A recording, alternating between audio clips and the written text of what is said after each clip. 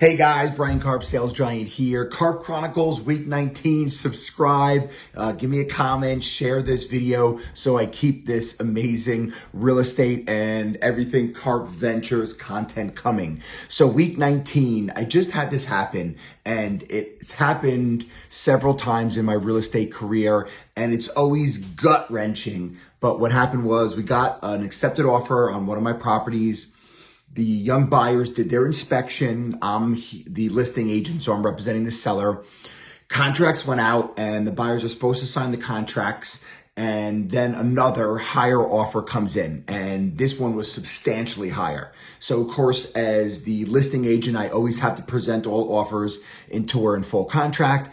My clients they haw over it. They at first say we're going to stay. And I never tell them what to do. It's always their decision. I lay it out on a platter, and I give them the pros to moving to a higher offer, but I also give them the risks. If you jump, if that new buyer doesn't do an inspection and the old people are so upset, then you may have no offers, right? And then not every offer is always the same. Like every offer is not just price, it's price terms.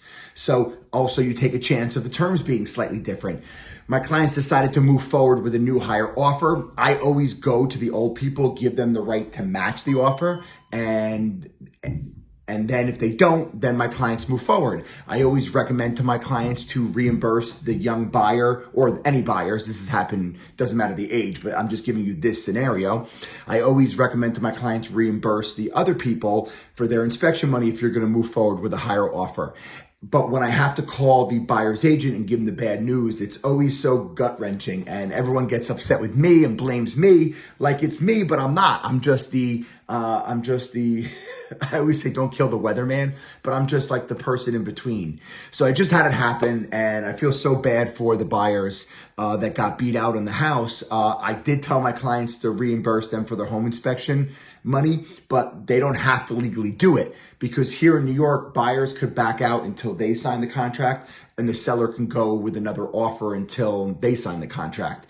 And that's what's strange about New York opposed to a lot of other states where you actually put earnest money down. So nothing's legally binding, and I've been through this exact situation even in court, because years ago we had clients of mine who got sued by a party because they said that they had a meeting of minds, but you don't. You have to have you don't have a meeting of minds until you have a fully executed contract by both parties, and there's down payment money that's deposited in the escrow account.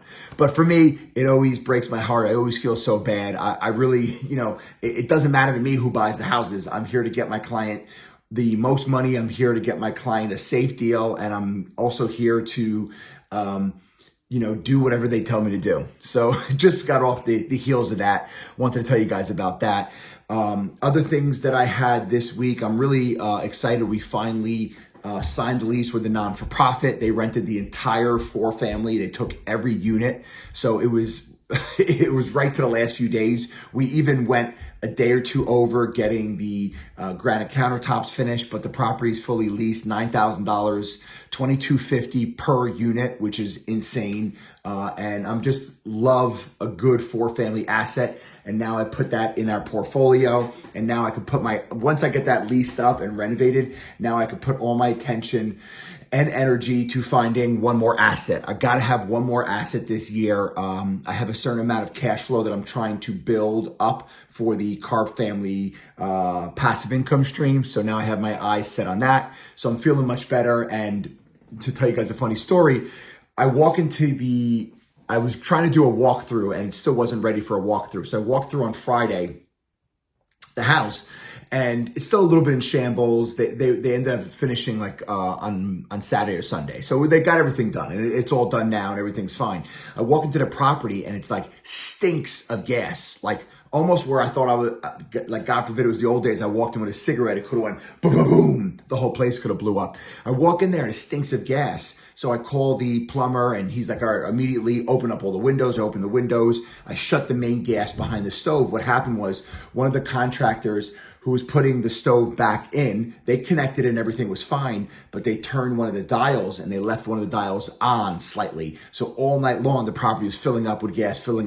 So it's a lesson for me, because on all of our properties, we typically get rid of gas stoves. This one already had the gas stoves there. They were in good shape. I was able to salvage some of them. So I was like, just leave the gas stove, and it would have been a lot more money to run separate electric lines for each stove. But in hindsight, I definitely should have done that. So just a lesson, even someone who's been a buy and hold investor for 20 years now. I've been buying rental properties. I still have to remind myself sometimes of the lessons. If you guys like this video, I'm trying to remind you, give me a thumbs up, like it, write me a comment.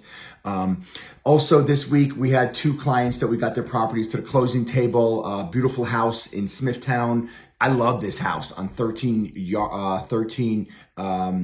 what was it? Ursula.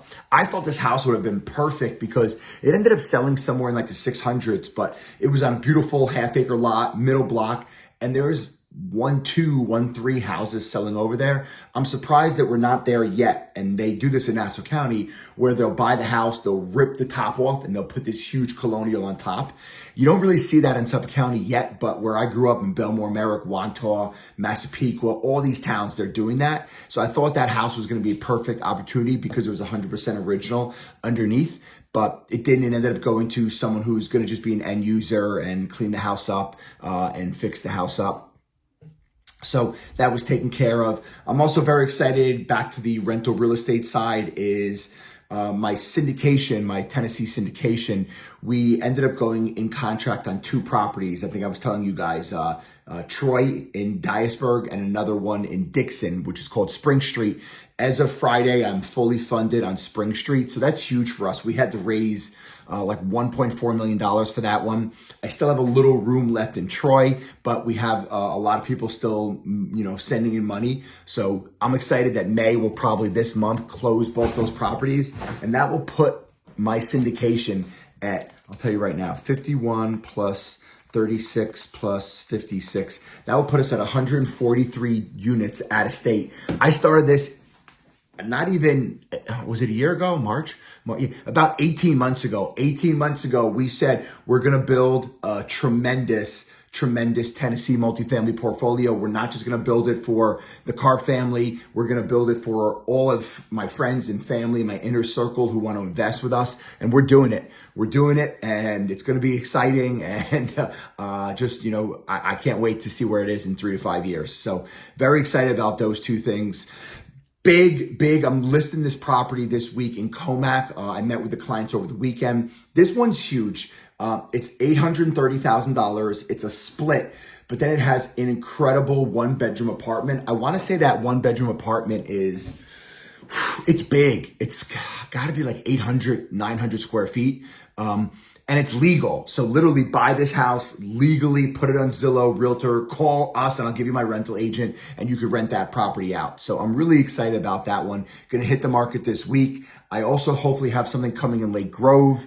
Looks like it's going to be just under 700,000, Lake Grove, Middle Country. So that's in the T section. So that's really exciting. And then tomorrow morning, new construction hitting the market, just under $1.2 million, Smithtown School District. The house is bananas. Ridiculous. The molding work, coffin ceilings, full shiplap walls when you walk in. You just got to take a look at the house. It's on a flag lot off North Country Road. So really excited about that. And let me see anything else. Fully funded. We spoke about that. We spoke about my house in Port Jefferson's all rented out. And then I just got an article today this is one of the reasons I bought the house in Port Jefferson. There's a $120 million revitalization of Upper Port Jefferson. Like, that's why I'm putting my money there, right? And then I don't know if I ever speak about this, but I do a lot of one-on-one. I don't want to say I do a lot. I do one-on-one coaching. I don't actively promote it anymore, but I probably have 5 one-on-one students. And I was meeting with one of the students that came to my office on Friday, and they said to me, Bri, like, this is halfway through our meeting. He's like, how can you just like tell me everything that you know? How can you share all your secrets, all like your little like ins and outs of your business on the real estate side? And I said, because that's how you evolve, right? Like, you evolve by giving it all away, and that's how I'm able to move myself to the next level of what I'm supposed to be as an entrepreneur and as a business person. It's by giving away all my secrets. And he's like, but you don't look at us as competition. And it wasn't like he didn't say it like, we're not as good as you, or you're better than me, or we're better than you. He's like, you're not worried that one day, like, someone's going to beat you. And I'm like, yeah, someone is. Like, I've been the number one real estate broker for, it's got to be 5 years, 6 years. And prior to that, I was probably right there for, it's been over a decade. So I'm like, I'm at peace. Like, I'm not always going to be the number one real estate broker or agent or team.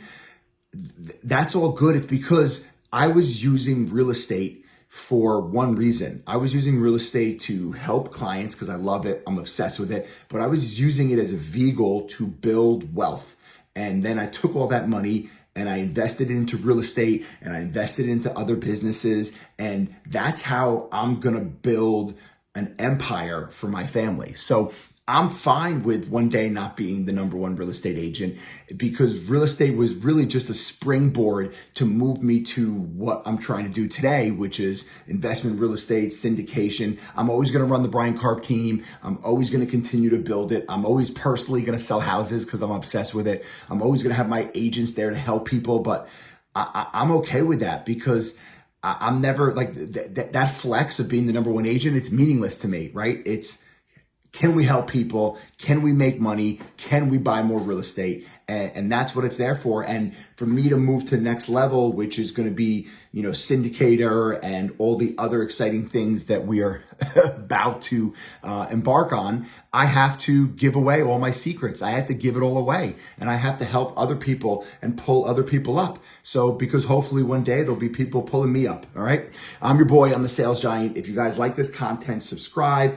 And we just did the tournament. This is an incredible charity. Very, very sad story. A young man years ago passed away in a lacrosse game. He ended up getting a lacrosse ball to his heart, and he passed away that day. And he wouldn't have passed away if there was an AED on the field. So this family is amazing. And what they ended up doing is they have AEDs at all the fields. We have AEDs on every single lacrosse field that we go on. So it's an amazing cause. He was an amazing young man. So we always try to support them. And 2 weeks ago, we did a tournament. So that's why I'm rocking the hat tonight. All right, guys, good night, and have a great week.